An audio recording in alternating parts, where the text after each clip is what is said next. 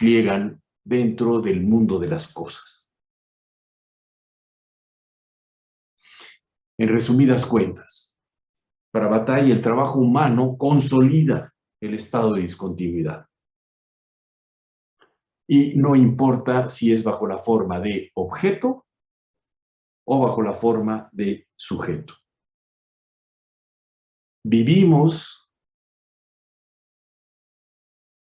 casi siempre sumergidos en el mundo de las cosas. Y al vivir de esa manera, somos también una cosa más dentro de ese mundo. Somos una cosa más, al menos durante el tiempo en que trabajamos. Esto último que acabo de decir, por eso a Bataille le interesará, yo ya lo había dicho en alguna clase presencial, a Bataille le interesará, y de hecho es a lo que se dedica su proyecto filosófico, es indagar en las actividades tanto individuales como colectivas, como sociales, que justamente se oponen a esa discontinuidad, nos permiten salir de ese mundo de las cosas. Son actividades que también favorecen lo que él entiende por comunicación, es decir, cuando esas esferas separadas, radicalmente separadas de sujeto y objeto, esas esferas borran sus límites.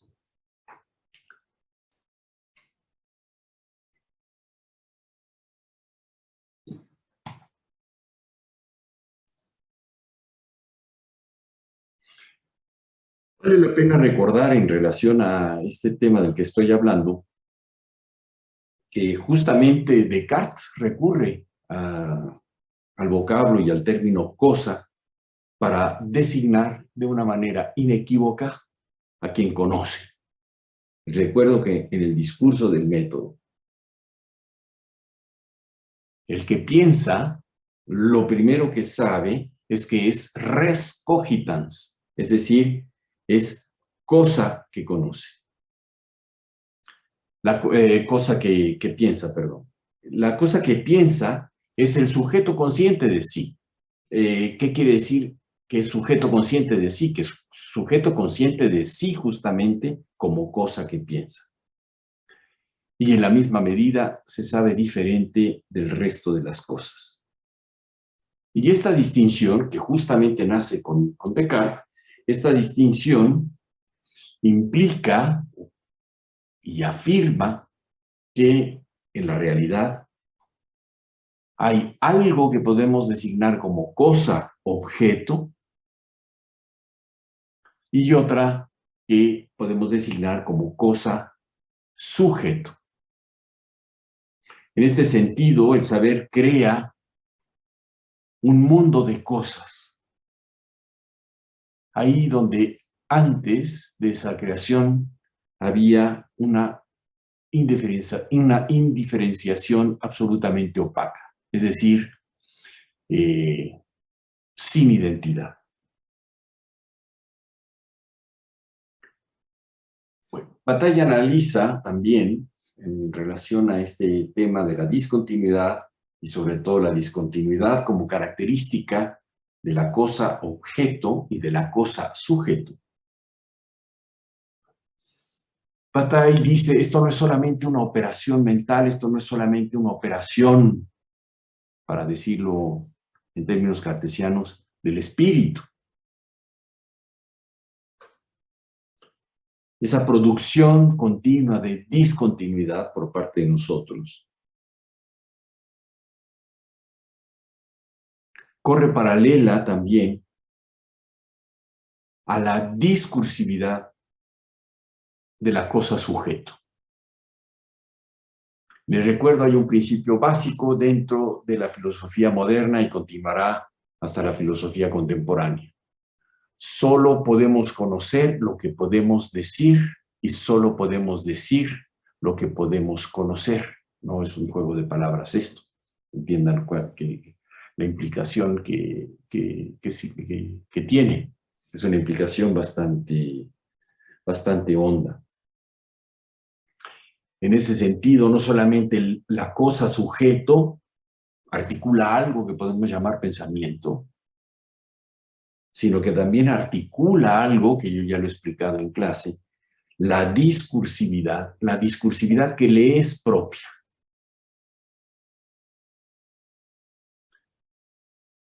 En ese sentido, pensamiento y discursividad, insisto, es algo que va y que corre paralela uno respecto al otro.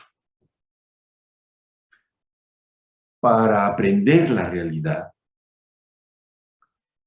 y sobre todo para aprender esa realidad, que es una realidad fragmentada por la discursividad, la única posibilidad de conocer es recurrir a sucesiones.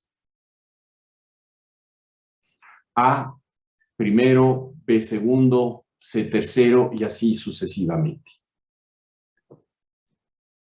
Dentro de esa lógica de sucesiones, la primera tarea, lo primero que emprende la cosa sujeto es enumerar y denominar los componentes de la realidad. Solo enumerando y designando los componentes de la realidad es como esa realidad entonces nos resulta comprensible. La cosa sujeto profiere palabras, genera conceptos, palabras y conceptos que están destinados a guardar una estricta correspondencia con cada uno de los componentes o lo que hemos definido como componentes de la realidad. Bien, lo que también advierte Bataille, lo que señala, es que a través de esta operación que yo acabo de describir, lo que hacemos es duplicar la realidad y también duplicarnos nosotros. Esto lo voy a explicar. Esa duplicación ocurre o tiene lugar cuando surge cada palabra que evoca a cada cosa objeto y a cada sujeto. El hecho mismo de designar, denominar nube a la nube, caballo al caballo, montaña a la montaña y así sucesivamente. ¿Qué significa entonces que el lenguaje discurra sobre la realidad? Lo que significa, en esto que estoy explicando, es que el discurrir, proferir palabras y conceptos dentro de un orden, que ese orden es lo que define la discursividad.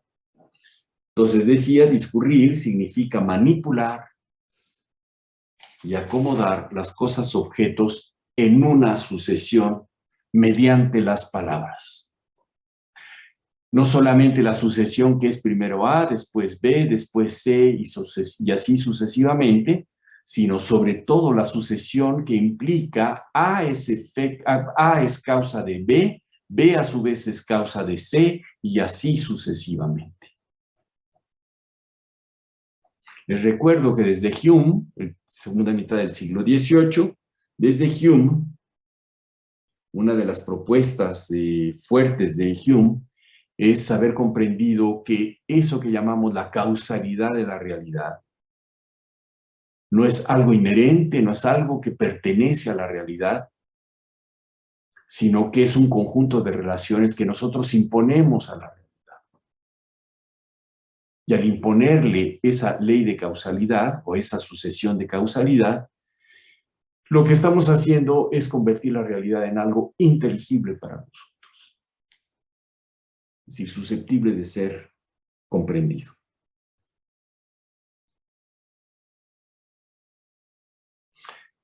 En ese sentido, también hay que entender lo siguiente. Una operación que dentro de la epistemología moderna, desde sus inicios, o sea, desde el siglo XVII, había una plena conciencia de esto, lo que voy a decir o lo que voy a mencionar. El entendimiento humano es capaz de representar la realidad.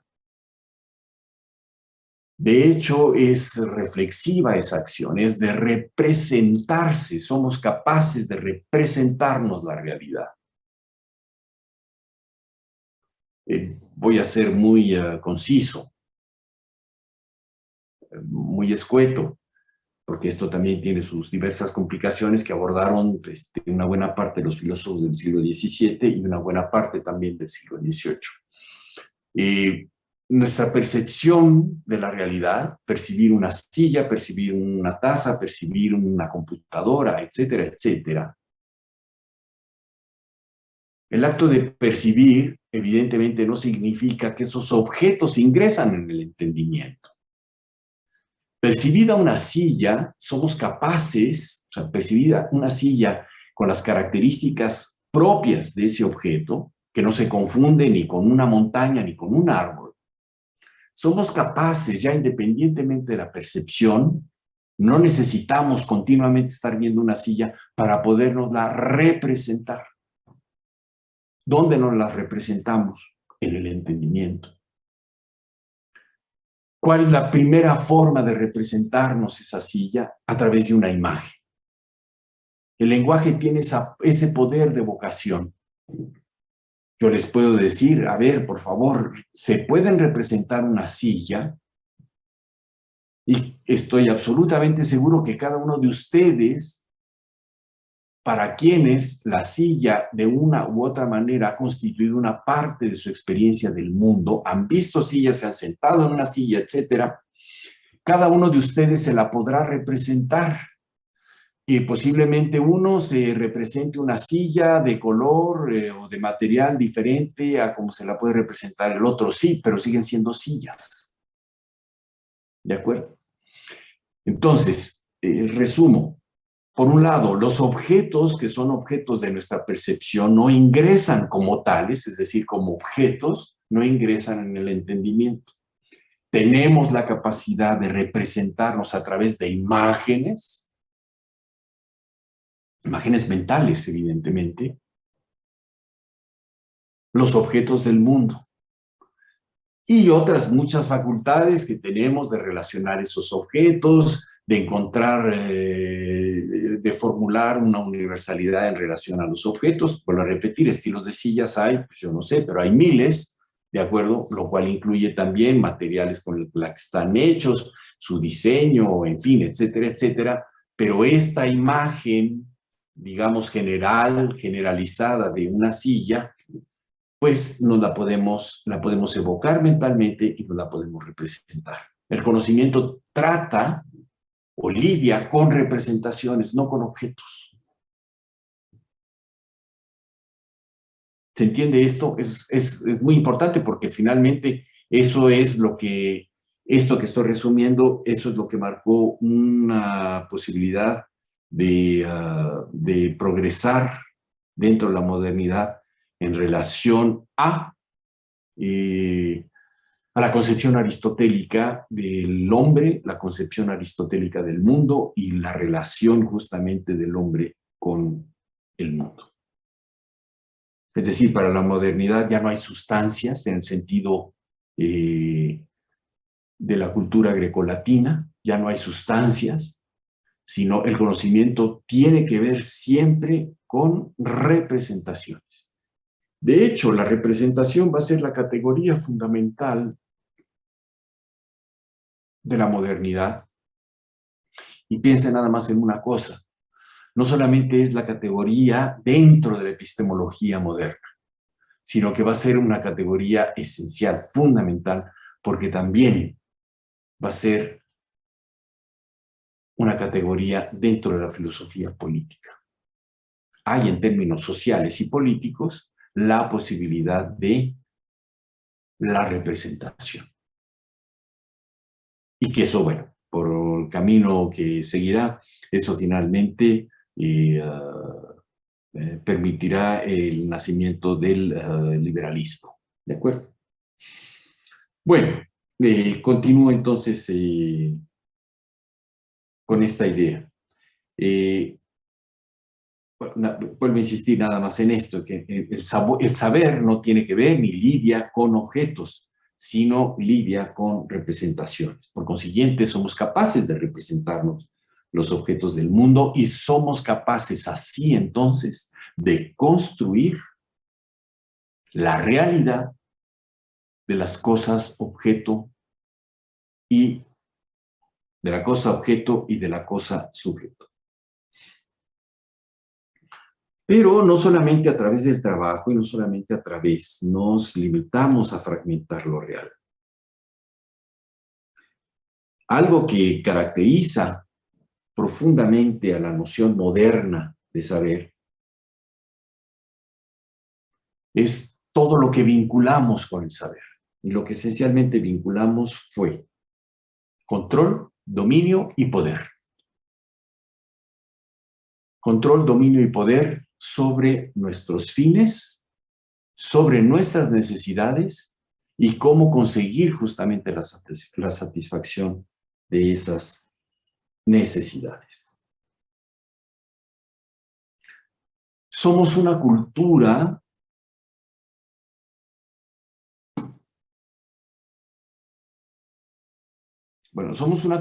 que produjo esta idea que después será bastante criticada por algunos autores en la segunda mitad del siglo XX.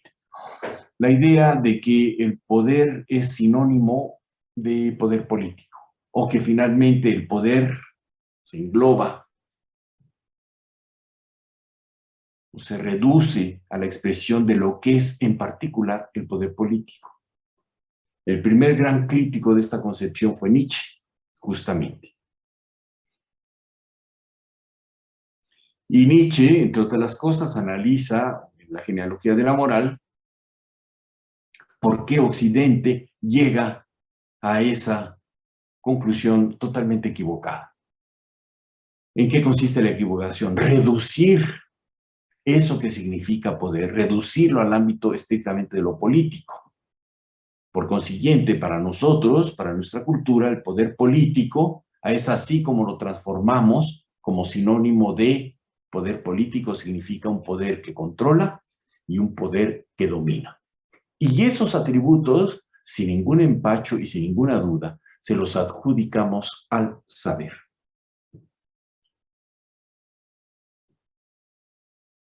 Por eso, esto no era nuevo, algo se había heredado, algo lo habíamos heredado de la tradición grecolatina, pero en la modernidad esto se llevará hasta sus últimas consecuencias. ¿A qué me refiero por esto?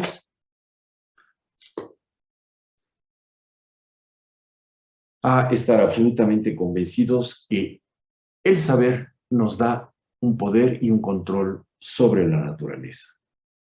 Y en esta medida, dentro de la modernidad, empezamos a construir el sueño de constituirnos como amos y señores justamente de la naturaleza. ¿Cuál es nuestra relación con la naturaleza? Nuestra relación es ocuparnos en desentrañar sus leyes, es decir, en entenderla, en descubrir las leyes que la gobiernan. Y ha sido, en el contexto de la modernidad, esto ha sido un largo proceso difícil, pero que también nos ha producido una enorme alegría, un enorme gozo, porque de lo que se trata es de llevar a cabo un acto de posesión de la naturaleza. La naturaleza ya no está para nuestra cultura, tanto moderna como contemporánea. La naturaleza ya no está ahí ni para reverenciarla, ni para vivir conforme a sus ritmos, conforme a sus formas. No, la naturaleza es un objeto de posesión para nosotros y es un objeto justamente de dominio. Esto que acabo también de explicar para Bataille, lo que hemos producido con esa actitud frente a la naturaleza, lo que hemos producido ha sido una doble subordinación. Y en esto, a partir de lo que voy a tocar, Hay que entender que Bataille justamente se separa radical absolutamente de la noción tradicional que afirma que a través del saber y a través del conocimiento nosotros nos liberamos, es decir, nos separamos de la naturaleza. Dentro de estas condiciones que estoy analizando, ¿no? La producción de la discontinuidad, entender el poder sobre la naturaleza como un ejercicio de dominio y posesión. Para Bataille, muy al contrario, lo que ha significado, lo vuelvo a repetir, ha sido producir una subordinación de nosotros mismos, y la pregunta es ¿a qué?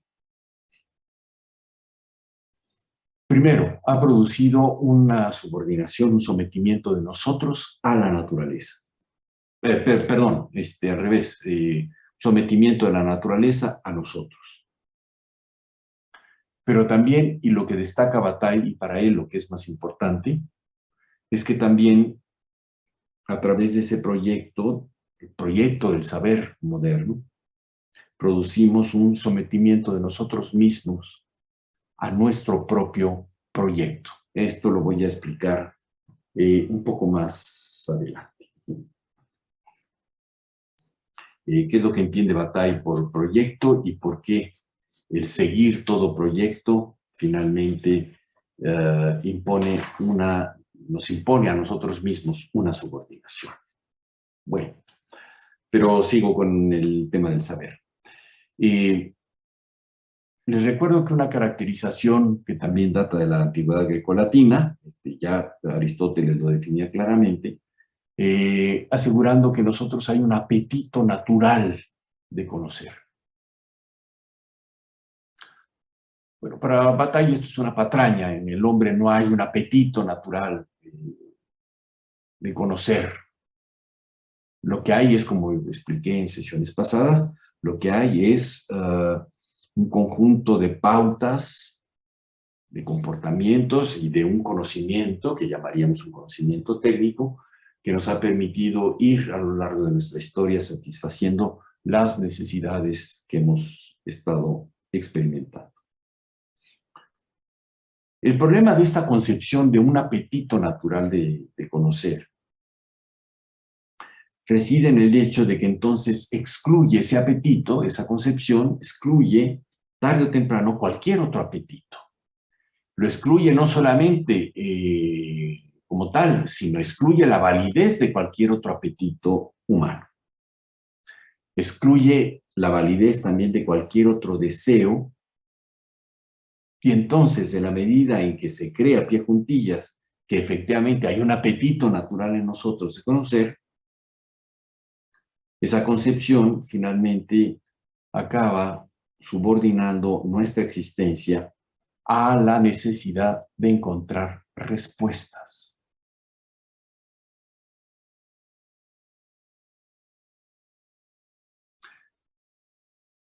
Esta concepción también de un apetito natural de conocer ha hecho históricamente, nos ha hecho suponer entonces que el territorio del saber debe de ser autónomo y que nosotros debemos entregarnos en cuerpo y alma a los beneficios muy reconfortantes que trae consigo el conocimiento. Así, históricamente también lo que hemos desdeñado, lo que hemos hecho a un lado, ha sido justamente cualquier otro interés que nos aleje de ese supuesto apetito natural.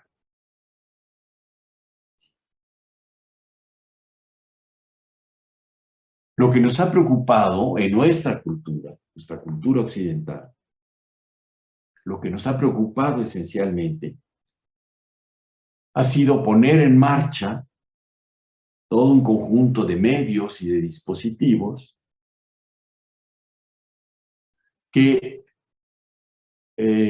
cuya finalidad ha sido justamente asegurarnos el éxito como escudriñadores de verdades. Por eso se define también al filósofo, al científico, ¿no? Que data esto también de la antigüedad grecolatina, como un escudriñador de verdades. En resumidas cuentas, la cultura occidental ha producido una figura histórica que no es otra cosa más que la figura de el amante del conocimiento. ¿Quién es el amante del conocimiento? Nosotros.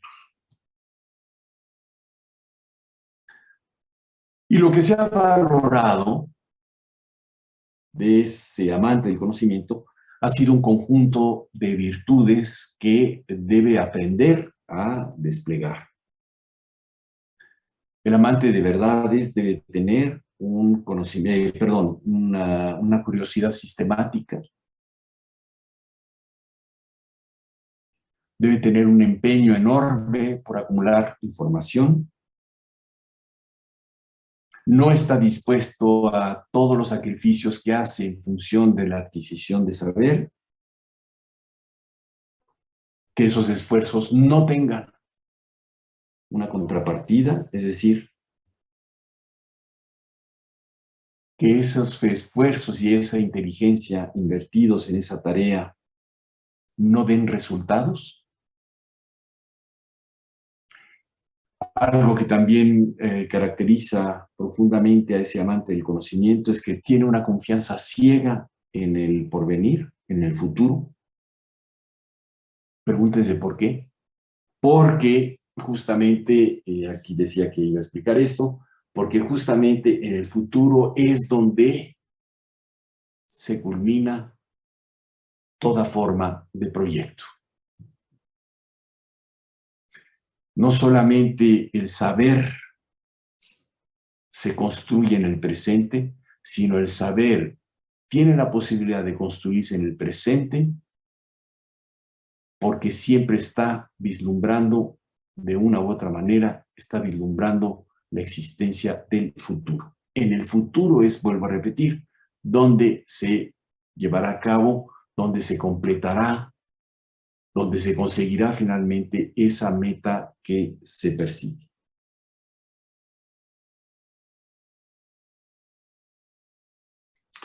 Esta doble subordinación a la que me referí, ese doble sometimiento, lo paradójico, lo más paradójico de ello, es que acostumbramos considerarla como la condición de nuestra libertad y de su posibilidad más concreta.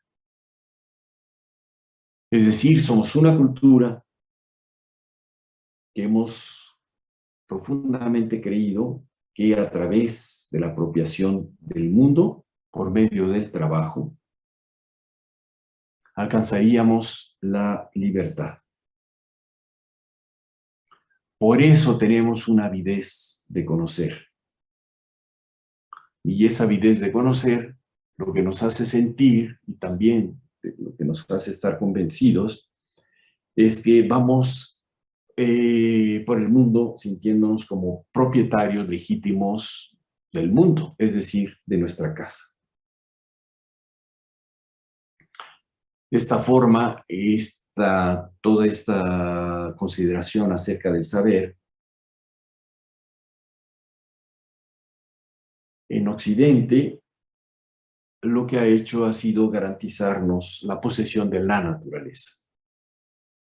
Y no solamente la posesión de la naturaleza, sino finalmente la posesión del universo mismo.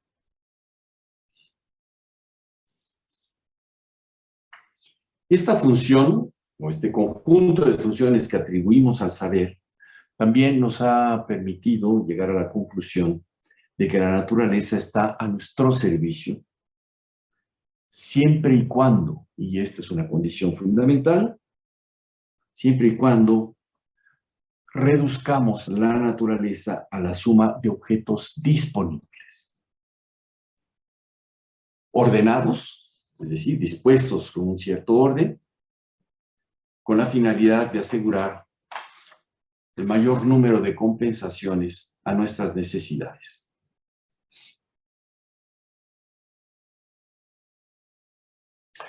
El saber no solamente son saber lo que, dicho de otra manera, lo que menos interesa y lo que menos importa en el saber son sus contenidos del presente. Lo que importa en el saber, esencialmente, es toda la aspiración y todos los deseos nuestros que están contenidos en él. El saber siempre, retomo lo que decía hace un segundo, que el saber siempre se da en un presente, pero sobre todo contempla un futuro, contempla un porvenir. El saber existe esencialmente, toda forma de saber existe esencialmente como un proyecto. Y la subordinación que produce es justamente la subordinación a la duración del proyecto. El presente, y esto nos va, bueno, nos permitió en Occidente elaborar también toda una concepción temporal de la realidad, una concepción del tiempo mismo. El presente llega a cada instante, pero solo llega a cada instante como un beneficio del futuro. El saber nunca acaba de cristalizarse en el presente, sino que siempre se mantiene a una distancia que es la distancia que queremos y que siempre deseamos recortar.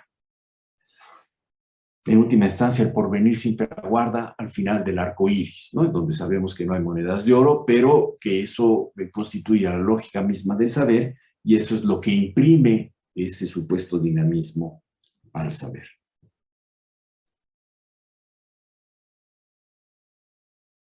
Otra forma de expresar lo que acabo de decir es que somos seres que a través del saber y a través del anhelo de saber, a través del anhelo de proporcionar respuestas a las interrogantes que nos formula la naturaleza. Siempre somos seres que estamos dispuestos a hipotecar el momento actual en beneficio de los momentos que aún todavía no son, de los momentos que aún no llegan. En última instancia, somos seres que siempre, en cada momento, estamos dispuestos a poner nuestra existencia a disposición del futuro. Toda meta para Bataille es algo esclavizante.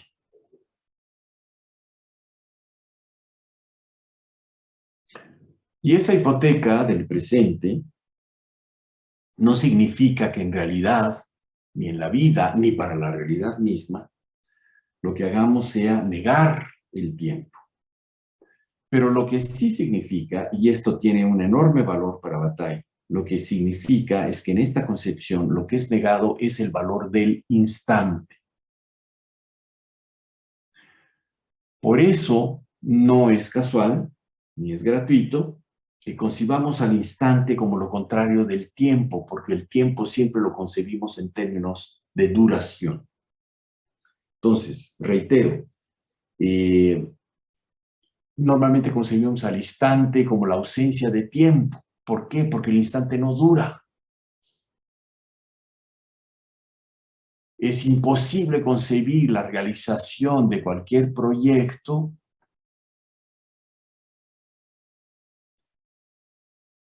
quedándonos enclavados solamente en el instante. La realización de cualquier proyecto, se trate del que sea, es inconcebible si lo sustentamos justamente en el valor del momento, en el valor del instante. En ese mundo de proyecto racional que hemos construido, no solamente en nuestra vida, sino en nuestra relación con el mundo, ese proyecto racional que para Bataille está muy bien resumido en el mundo del trabajo humano y en el mundo del saber. En ese proyecto, todos los actos se subordinan a un resultado. Vivimos siempre encadenados a una duración dando la espalda justamente al instante y al valor que puede tener para la vida misma. Esa crítica que hace Bataille al saber como trabajo, es lo que he abordado en las sesiones anteriores y en esta, también es una crítica que incluye al lenguaje discursivo.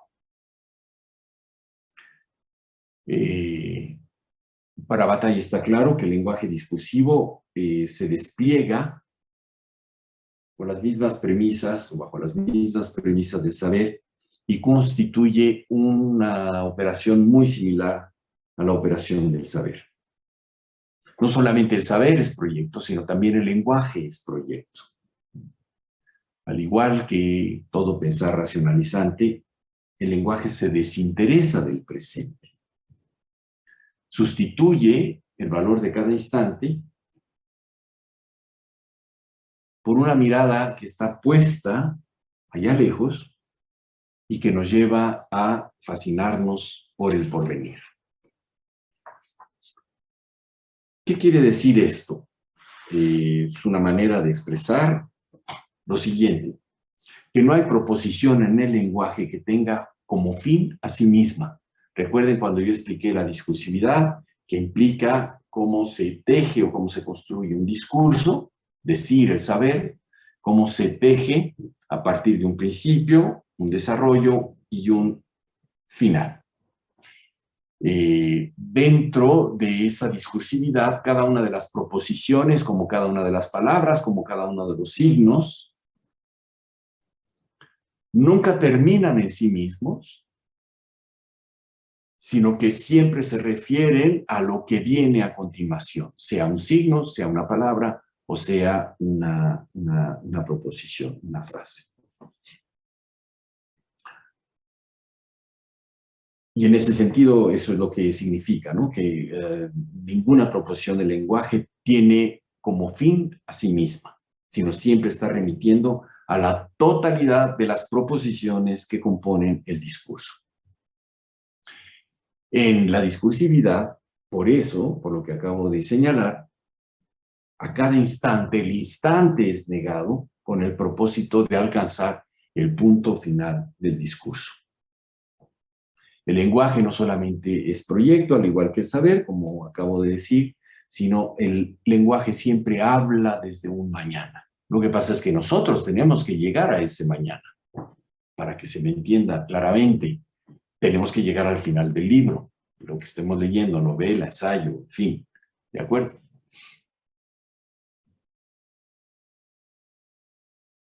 Ese horizonte lejano al que tiene que llegar el discurso, como al que tiene que llegar el saber, ese punto lejano es lo que produce el peor de los avasallamientos para el hombre. Cuando todo momento actual se somete a un estado futuro, entonces ese momento particular es considerado tan solo como un elemento que pertenece a una realidad futura, a una realidad finita y con mayor realidad, entiendas entre comillas, esto es una realidad con mayor realidad que el momento presente. Y en ese sentido, el saber obliga a pensar y articular el discurso como una totalidad acabada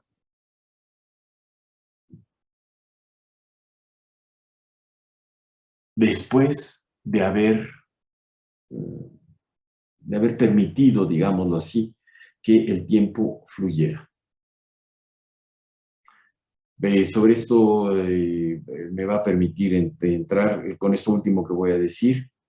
Por eso, en Bataille, toda esta crítica al saber y a la discursividad o al lenguaje discursivo, es decir, la crítica al saber y la crítica al lenguaje discursivo, para Bataille, evidentemente,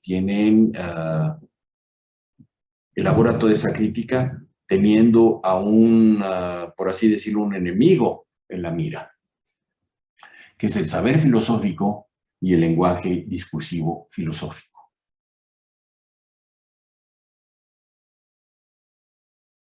contra esa concepción del saber y contra esa concepción del lenguaje discursivo, Bataille, digamos, desarrollará posiblemente una de las aristas más complicadas de su pensamiento, complicadas en términos para entenderla, aunque no está expresada con grandes vocablos ni grandes conceptos filosóficos ni nada. ¿A qué me estoy refiriendo? Al misticismo. ¿A qué me estoy refiriendo? A que justamente contra ese saber y contra el lenguaje discursivo, Bataille lo que ponderará será el valor del silencio. Valga decir lo primero en relación al silencio. Para Bataille, la palabra silencio es todavía lenguaje, no es el silencio. Por consiguiente, silencio, paradójicamente, no es a lo que aspira la filosofía, según Bataille, no es a lo que aspira su pensamiento. El silencio es una posibilidad humana que va más allá o que está más allá del lenguaje mismo. Claro, sobre eso no se puede decir absolutamente nada, sobre eso no se puede pensar nada, ¿de acuerdo? Y no es que el silencio sea también una posibilidad humana que a partir de una evolución o lo que ustedes quieran pensar e imaginar,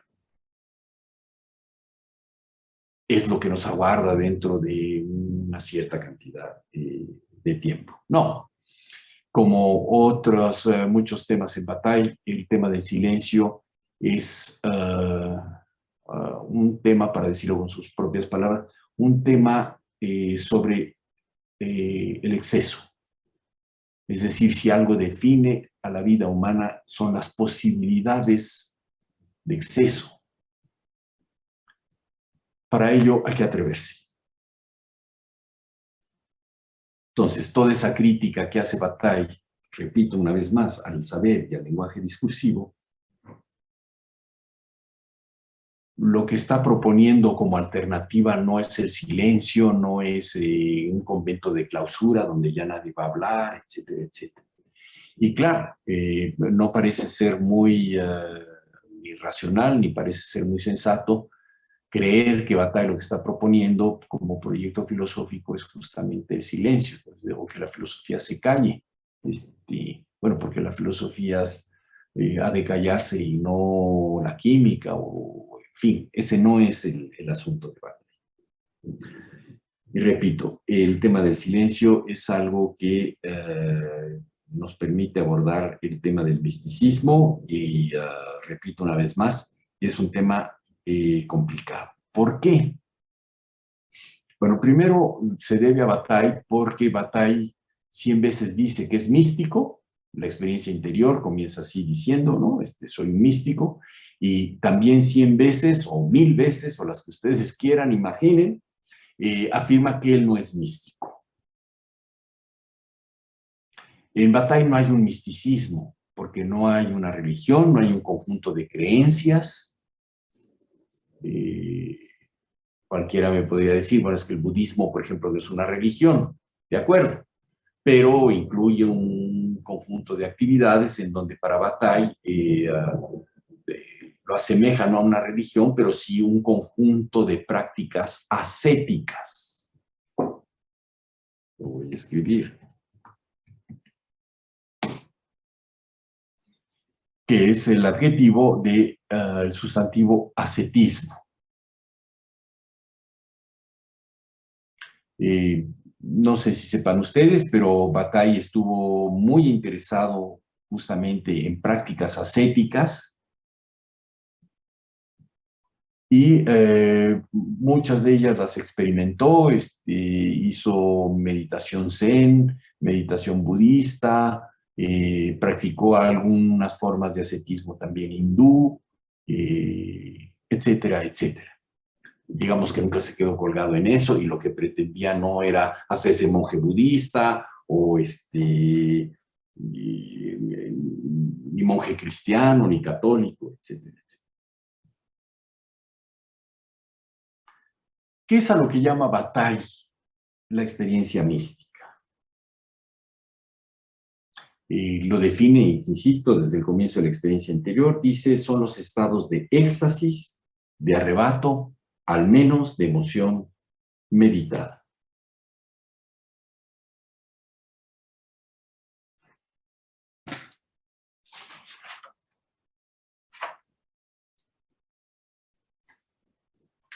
Bueno.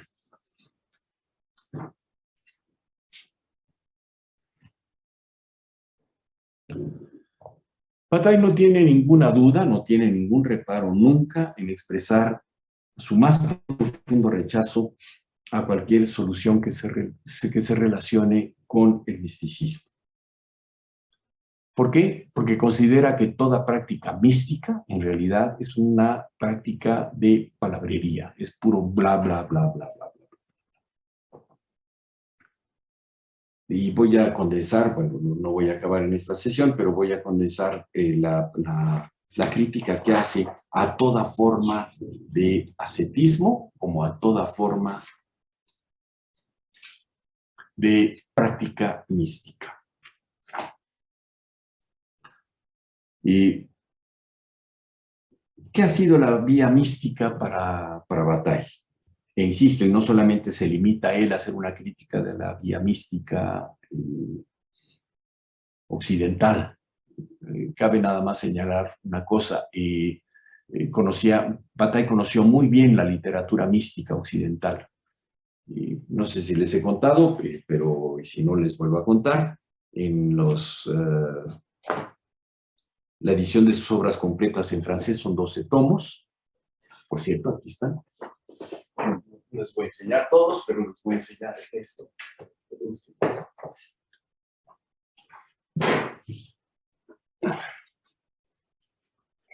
Es el número 12. Aquí, al final de este tomo, como Bataille fue director de la biblioteca, del gabinete Medallas de la Biblioteca Nacional de París, pues Bataille en realidad no tenía una biblioteca personal. Un hombre que todo lo que leyó prácticamente pues lo sacaba de su lugar de trabajo, de la Biblioteca Nacional. Entonces, pues eso fue realmente un gran acierto. En el último tomo de la edición de las obras completas, decidieron añadir, puesto que se llevaba todo un récord, decidieron añadir todos los préstamos que Bataille hizo a la Biblioteca Nacional. Préstamos no de dinero, sino de libros. Fueron más o menos, abarcan más o menos unos 35 años de estar. Entonces, es muy interesante porque es una especie como radiografía de los intereses que tuvo Bataille en diferentes épocas. Una larguísima época, sacaba libros de los místicos. Les recuerdo que la experiencia mística o el misticismo occidental, pues más rico y más dinámico, se dio en el siglo XVI. Por un lado la vertiente española y por el otro lado la vertiente alemana. Y Bataille leía alemán, y una cosa curiosa es que también la mayor parte de los místicos españoles, Santa Teresa, Fray Luis de León, en fin, los leyó en español. Entonces, bueno, nada más estoy diciendo esto para reforzar esta idea de que Bataille, cuando habla del misticismo, era un asunto y era un tema del que conocía bastante bien. Entonces decía yo, para Bataille, la vía mística o el camino místico es un camino siempre pletórico de carencias, que muchos han transitado o que les ha interesado transitar, y que paradójicamente luego se han quedado imposibilitados para hablar de esa experiencia. Bataille cita con mucha frecuencia a los grandes místicos y lo hace con respeto.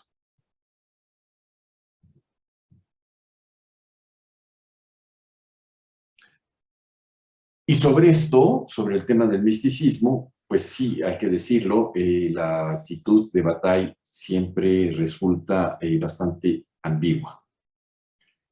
Pero desconcierta menos cuando uno llega a entender que la experiencia extática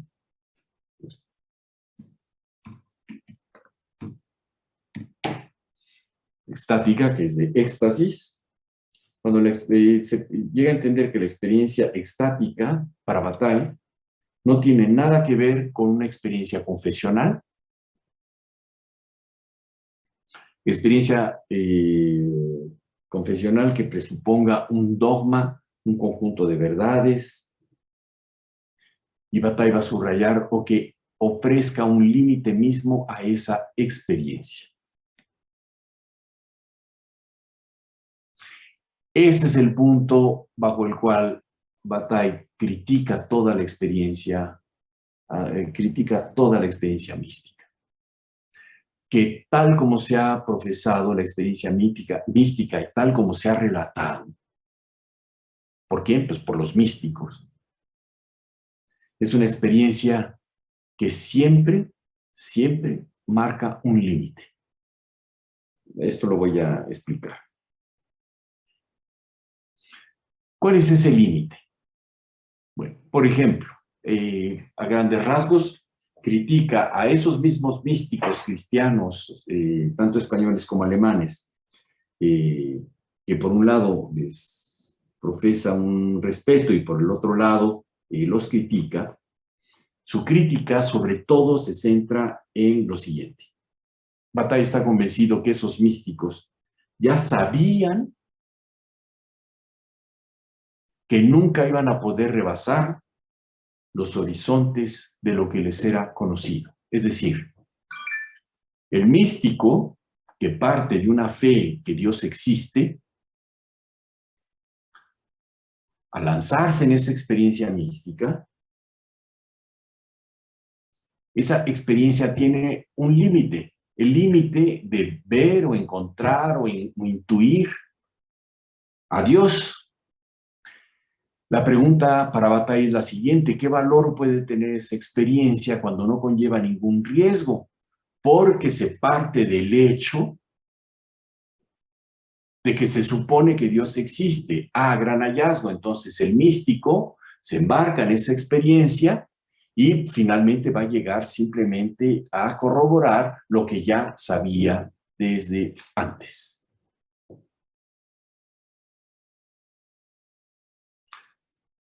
Bataille, cuando va a hablar de la experiencia mística, que denomina experiencia interior, lo que define y caracteriza a esa experiencia es justamente la ausencia de límites.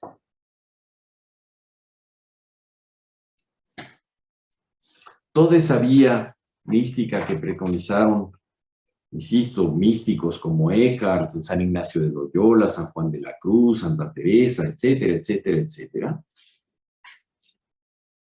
para Bataille se reduce simplemente a ser un método, un modo de trabajo con miras a o procurar conseguir algo. La felicidad que implica encontrar a Dios o que Dios lo encuentre al místico da exactamente lo mismo.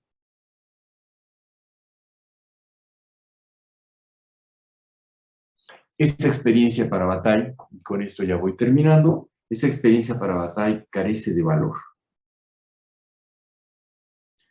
Por dos razones. Primero, porque la experiencia mística tradicional,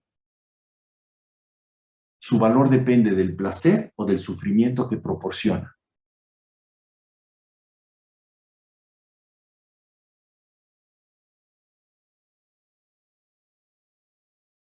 Y lo segundo, esto que explicaba hace un segundo, el místico cristiano, Santa Teresa, que ya sabe que Dios existe, porque está convencida de que Dios exista, y entonces en la experiencia extática, tal como la cuenta, que vive, pues lo que va a encontrar es lo que ya sabía antes.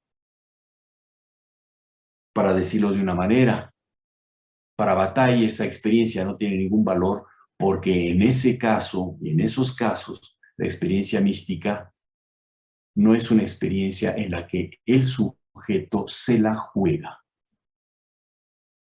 ¿Qué quiere decir esto? Bueno, quiere decir, es fácil decirlo, pero estamos hablando de una experiencia, no de un concepto filosófico. Lo que quiere decir es que en la genuina experiencia mística, el sujeto se la juega. ¿Y qué es este jugársela? Tiene que ver con la locura. Si la experiencia mística se define, ¿no?, tradicionalmente por los místicos y no tradicionalmente por los no místicos, es la experiencia en donde el sujeto se pierde a sí mismo, se pierde como tal, como sujeto. Esta es otra crítica, la tercera, fundamental para Bataille. En la experiencia mística confesional, siempre hay un regreso asegurado. El místico se pierde, ¿no? Santa Teresa o Eckhart se pierden en la visión de la divinidad, ya no son Eckhart, ya no es Santa Teresa, pero siempre hay un camino de regreso. Es decir, el camino de regreso donde el sujeto se recupera a sí mismo. Eso es lo que quiere decir, el sujeto no se la juega. En la experiencia interior para Bataille, y eso es lo que relata justamente en ese libro, el primer volumen de la Suma Teológica, que se llama La experiencia interior, lo que relata es la vivencia de una experiencia donde aquel que se embarca en esa experiencia nunca tiene la seguridad de regresar. Es decir, es el sujeto que se pierde a sí mismo, pero no sabe si se recupera o no.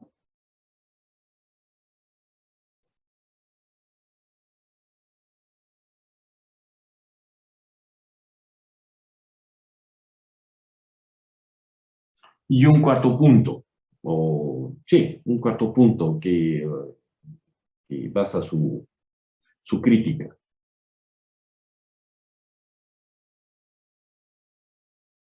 La experiencia estática, en términos convencionales, no difiere para nada del trabajo, dice Bataille.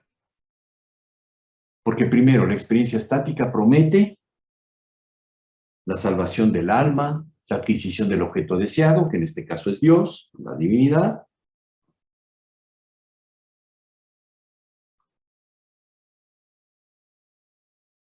Y lo que Bataille va a rechazar de todas esas experiencias místicas de diferentes zonas culturales del mundo por las cuales se interesó, practicó, etcétera, etcétera,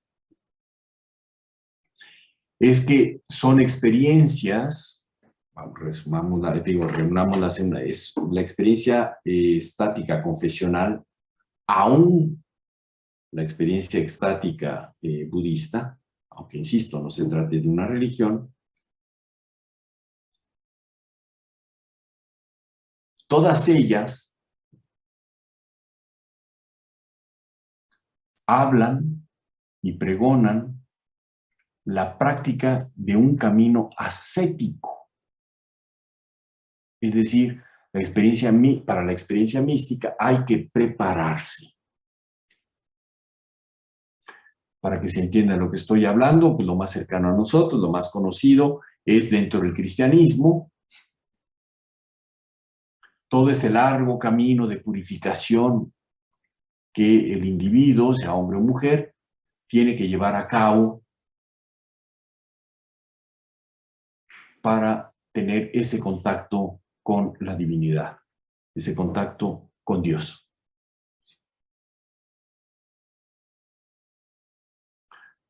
Es un trabajo, o sea, la vía ascética, ¿no? Esa purificación, sea flagelándose o rezando 40 horas al día o como quieran entenderla ustedes, tiene una finalidad. Y en ese sentido el místico trabaja para ganarse la gracia y la beatitud.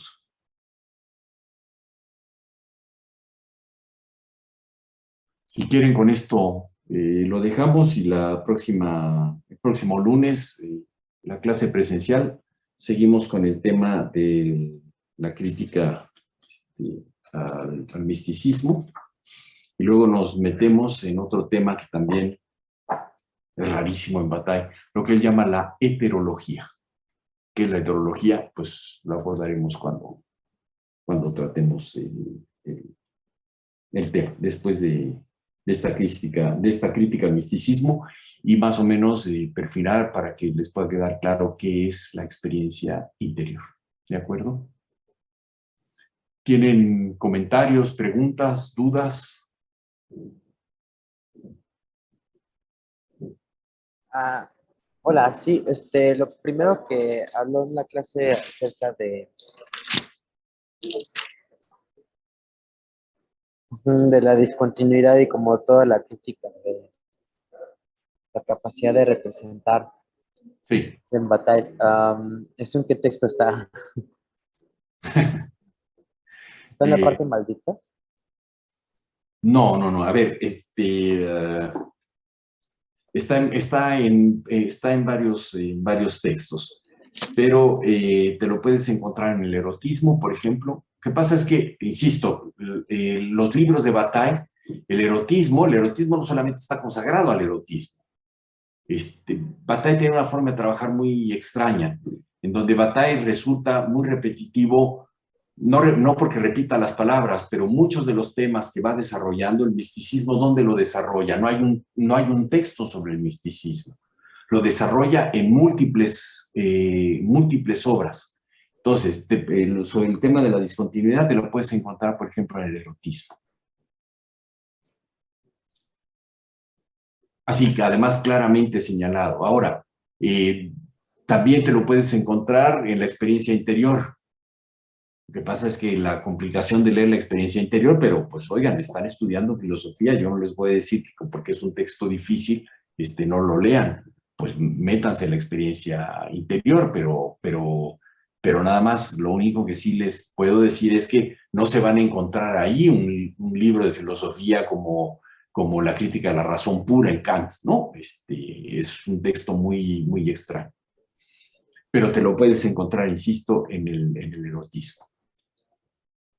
Es que toda la forma de trabajar de Bataille, esto creo que yo alguna vez se los había explicado al principio, la forma de trabajar de Bataille es que Bataille reescribía mucho sus textos y fragmentaba mucho sus textos, lo que para él era, no sé, por ejemplo, un ensayo de 100 páginas. De pronto cogía 30 páginas de eso y lo insertaba en un libro. Y a medida, no todos los libros de Bataille, pero algunos libros que no es que hayan sido, porque lo que escribió Bataille nunca fue un éxito editorial, pero algunos libros sí tuvieron reediciones. Entonces para esas reediciones el editor le decía, señor Bataille, ¿quiere usted hacer algún arreglo, modificar algo? Y entonces Bataille se tardaba mucho con los editores porque ideaba una estructura diferente de una nueva edición, ¿no? Entonces, literalmente, Bataille lo que siempre hace es estar componiendo diferentes rompecabezas. ¿Okay? Por eso, eso es lo que determinó que no hay un libro sobre el misticismo, no hay un libro sobre la experiencia interior, ¿no? Son temas que va tocando con mayor intensidad o con mayor extensión o menor extensión en diferentes textos. Y eso por hablar de lo que publicó, porque luego está todo lo que no publicó. ¿De acuerdo? Sí, sí, lo que pasa es que, digamos, este tema de la discontinuidad y la continuidad en la experiencia interior, como que tengo más retenido como el tratamiento que hace de ese tema, pero desde procesos biológicos y Sí, por ejemplo, cuando se comienza a hablar de las células y la plétora y de cómo en ese momento hay, como por un breve momento hay continuidad, pero es cuando desaparece. Esta es la, digamos, en los organismos celulares, el momento en que se reproducen es el momento en que desaparece. Digo, por ejemplo, ¿no? Como que sí. hoy, lo de hoy lo vemos más en términos de pues, del discurso y de la capacidad representativa que también pues sí, me imagino que está en esa misma como explicaciones ontológicas.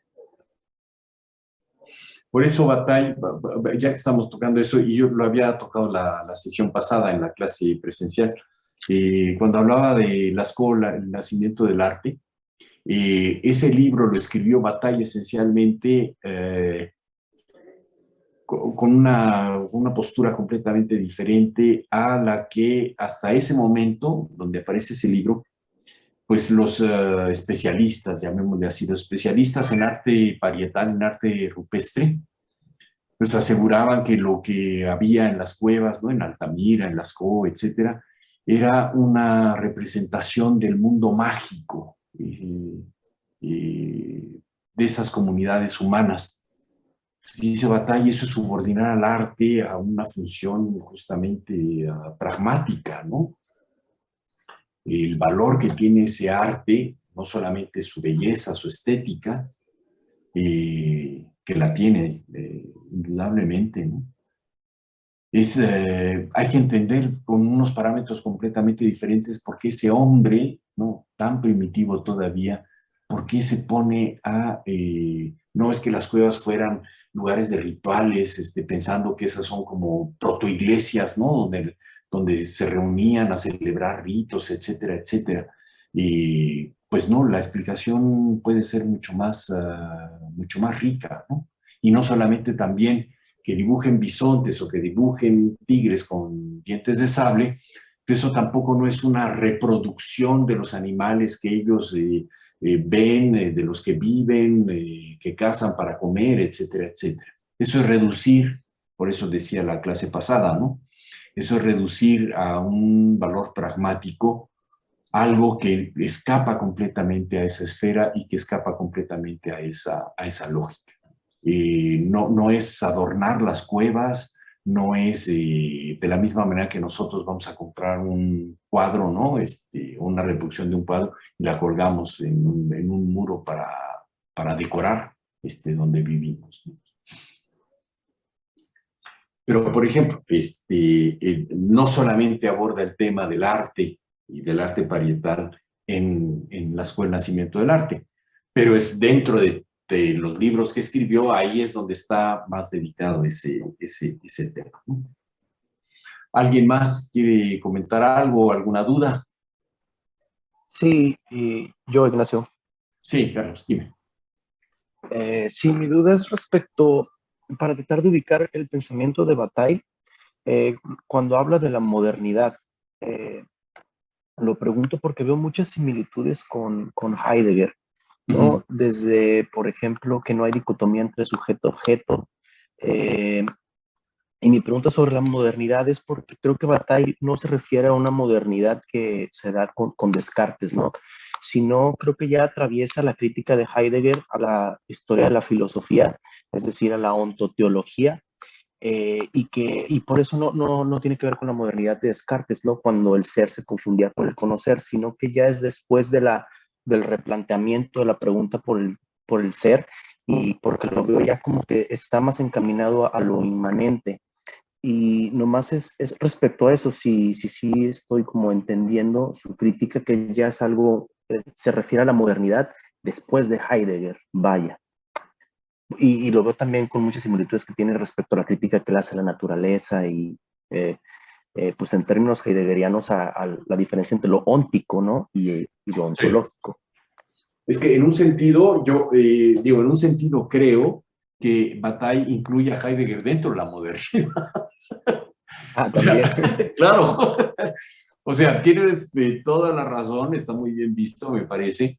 O sea, cuando Bataille habla de la modernidad y toda la crítica de la modernidad que hace en este pilar, que es su crítica al saber, no se está refiriendo solamente a la filosofía occidental del siglo XVII y del XVIII, ¿no? Porque tradicionalmente eso es lo que quiere decir en muchos libros de filosofía, eso es lo que quiere decir modernidad. No, yo alguna vez creo que comentaba, Bataille fue un lector muy asiduo de Heidegger, después se decepcionó profundamente. Su decepción, y así lo dice claramente, es porque todo, digamos que todo el dinamismo que tenía en sus orígenes el pensamiento heideggeriano, después es un pensamiento que se muere, ¿no? Se mata a sí mismo, convirtiéndolo en un pensamiento completamente cerrado que solamente pueden entender los especialistas de una disciplina. Es decir, lo que permite Heidegger de su pensamiento, y está pensando en Ser y el Tiempo y los años posteriores, pocos años posteriores a Ser y Tiempo, en donde eso es la parte que le interesaba a Bataille, cómo después, insisto, se va agotando ese mismo pensamiento, volviéndose un pensamiento para especialistas, ¿no? Y en ese sentido para Bataille pierde su valor. En ese sentido es porque digo que Heidegger también es parte de la modernidad, ¿no? Porque por lo menos una parte de la propuesta de Bataille, que siempre lo diré, es una propuesta completamente insensata. La filosofía no podía seguir por ese camino, por el camino que vislumbró Bataille. Pero por eso queda justamente atrás, ¿no? Porque quedar atrás, quiero decir, por eso también es posible incluir a Heidegger dentro de la modernidad, ¿no? Porque finalmente es un pensamiento que acabará siendo, formando parte de la crítica del pensamiento occidental que hace Bataille, ¿no? Sí, sí, también. Yo no me he encontrado, nada más déjame una cosa, antes de que se me olvide. Yo sí no me he encontrado con esta parte, o sea, yo he leído poco a Heidegger, bastante poco, porque confieso, sí, tiene un lenguaje leído en francés, en español, o en ruso, o en lo que sea, ¿no? O en lenguaje alienígena. Pues sí, nunca me han interesado los autores que son así absolutamente crípticos, ¿no? Que necesitas luego tener, no sé, contacto con los dioses para descifrar qué diablos está diciendo, ¿no? Y ese es un caso de Heidegger. Pero se me fue lo que te iba a decir.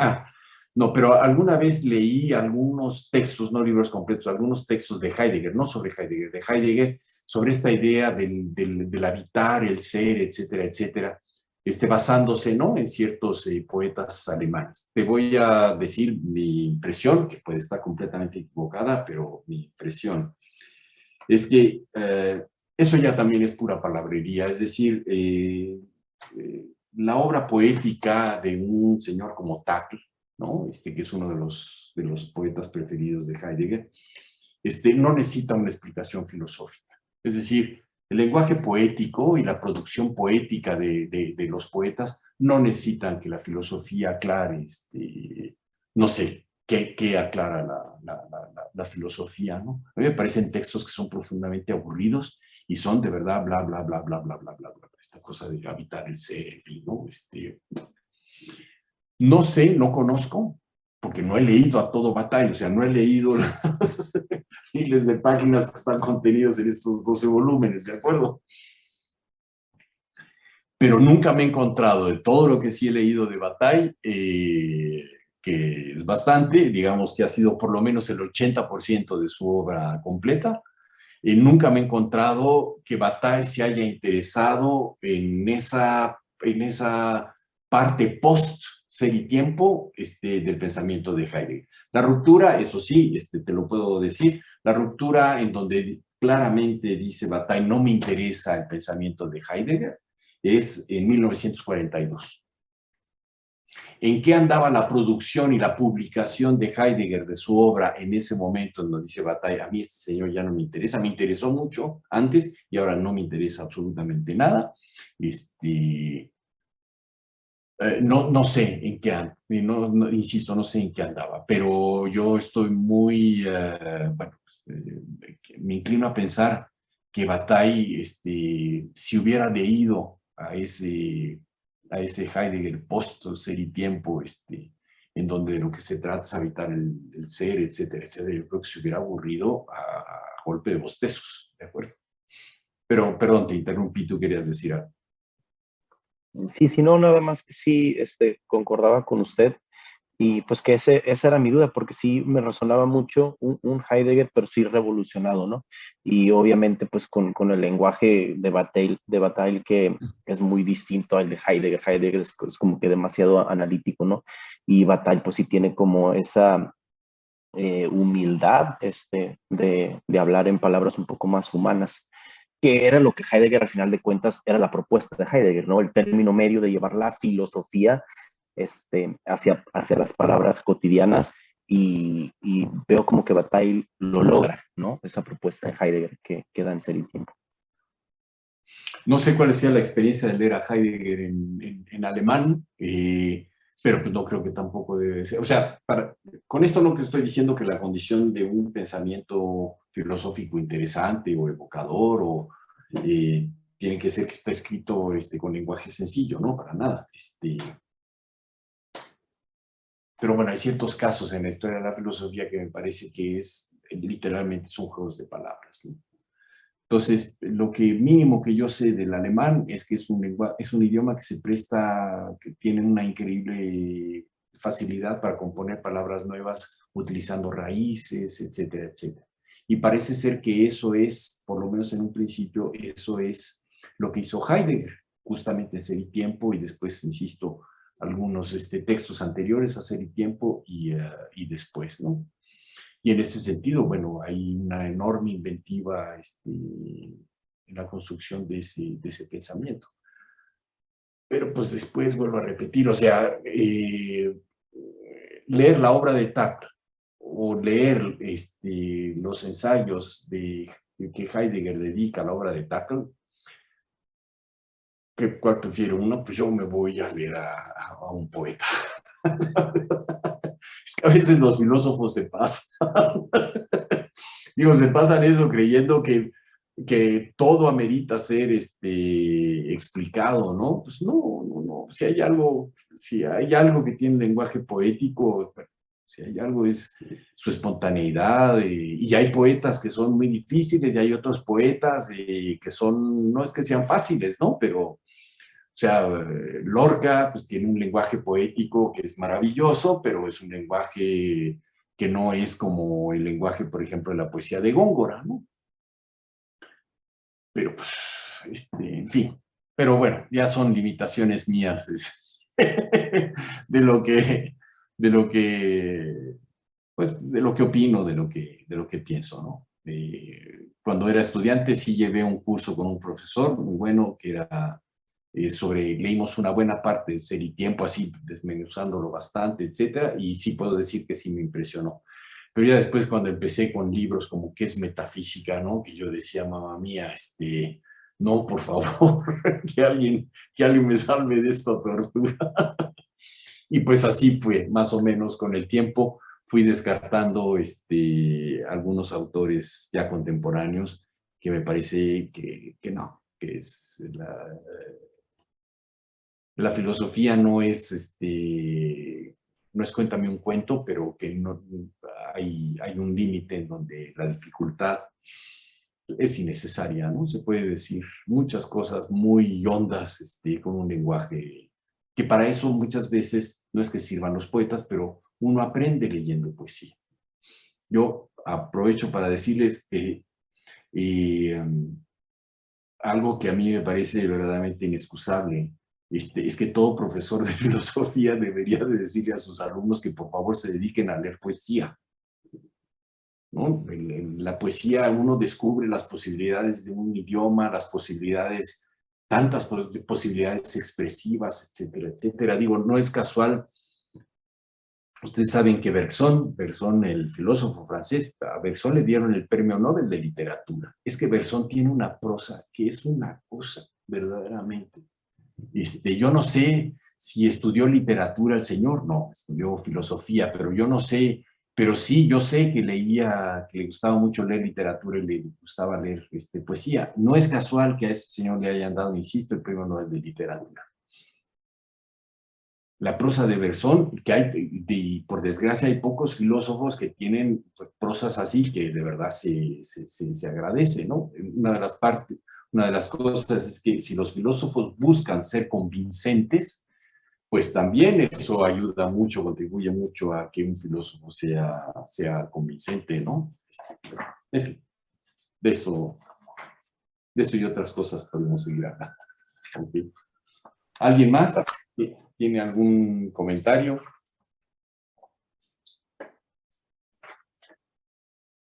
Ustedes me dirían, ¿qué ¿Qué les recomendaría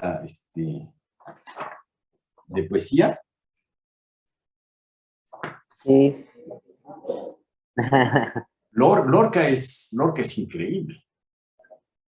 O sea, Lorca es prodigioso el ritmo que tiene toda la poesía de Lorca.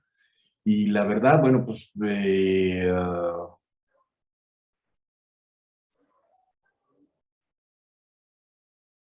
o sea, yo entiendo y sé, porque también lo padecí yo, ¿no? Cuando estaba en la secundaria, que yo creo que eso no ha cambiado, nos empezaban a enseñar en los cursos de literatura, nos enseñaban la literatura del siglo de oro español.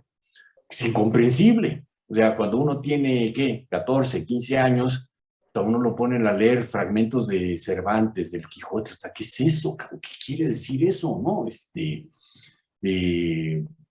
No sé, autores del siglo Tirso de Molina, Lope de Vega, etc. Pero después ya cuando uno es mayor, a ver, nuestro idioma se construyó en el siglo de oro, en el siglo XVII, ¿no? No, eso no tiene que ver con si de españoles o filipinos o mexicanos. No, nuestro idioma se construyó en el siglo XVII, con la literatura del siglo de oro. Y su principal constructor fue, y ahora verán por qué, fue Quevedo. Quevedo es un autor de una inteligencia increíble, un conocimiento de la lengua, y lo que hizo Quevedo fue enriquecer el castellano, el español que había en esa época. ¿Cómo lo enriqueció? Inundándolo de italianismos. A ver, hay dos, esto yo no lo digo, esto lo puede reconocer cualquiera que sepa más o menos de literatura. Hay dos individuos que han transformado el español. Uno es Quevedo, lo enriqueció de una manera prodigiosa, y el otro es Borges en el siglo XX. Borges introdujo en el español ciertas formas sintácticas. Ustedes saben que Borges, antes su lengua materna no era el español, era el inglés. Fue el inglés, ¿por qué? Porque aunque nació y vivió en Argentina, fue educado por su abuela inglesa, su abuela materna inglesa. Entonces, su primera lengua fue el inglés, lo que aprendió. Y Borges lo que hizo fue introducir en el español ciertas formas de la sintaxis inglesa. Además, pues Borges aprendió literatura sobre todo con escritores ingleses, ¿no? Y era Chesterton. fanático de la literatura inglesa, ¿no? De Quincy, Chesterton y el otro. Bueno, se me va. Pues, ¿quieren aprender un buen español? Pues lean a Borges. Es increíble, Borges. Una inteligencia, todo, todo, todo. ¿Quieren aprender un buen español? Lean a Quevedo. Pero Ok. bueno, de acuerdo. Y a Lorca. Lorca es toda la musicalidad que tiene el español. Lorca lo entendió de una manera maravillosa. ¿Qué leer de lo que quieran? Teatro, de Lorca. Su teatro es increíblemente poético. Bueno, pues lo dejamos aquí entonces, y nos vemos en el salón de clase la próxima semana, el próximo lunes. ¿De acuerdo? Vale.